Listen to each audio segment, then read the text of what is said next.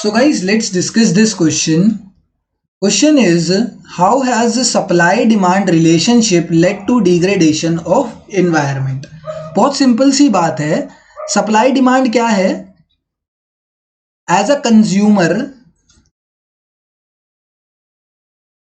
Consumer demands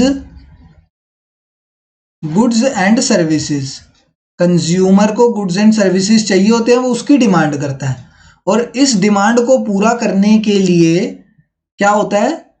producer supplies these goods and services. Producer क्या करता है? प्रोड्यूसर उन गुड्स एंड सर्विसेज को इसके पास सप्लाई करता है. कंज्यूमर डिमांड करता है, प्रोड्यूसर उसके पास सप्लाई कर देता है. बट हमने ये तो देखा ही नहीं कि प्रोड्यूसर क्या अपना खुद का कुछ बना रहा है. प्रोड्यूसर भी ये जो गुड्स एंड सर्विसेज हैं, मतलब खुद का ही बना रहा है. मेरा कहने का मतलब वो जो रिसोर्सेज ले रहा है, ये जो गुड्स एंड सर्विसेज उसने बनाए हैं प्रोड्यूसर ने, वो उसे कहाँ से मिले हैं? ये गुड्स एंड सर्विसेज उसे resources, these are the resources from our, these are the resources from our environment. All these are the resources from our environment. ये सारे हमारे environment के resources हैं.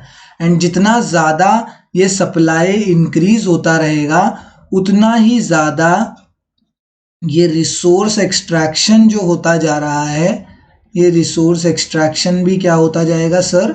इंक्रीज होता चला जाएगा. एंड जितना ज़्यादा रिसोर्स एक्सट्रैक्शन इंक्रीज होगा, बस बात वहीं ख़त्म, उतना ही ज़्यादा हमें एनवायरमेंटल डिग्रेडेशन देखने को मिलेगा. Environmental degradation is what?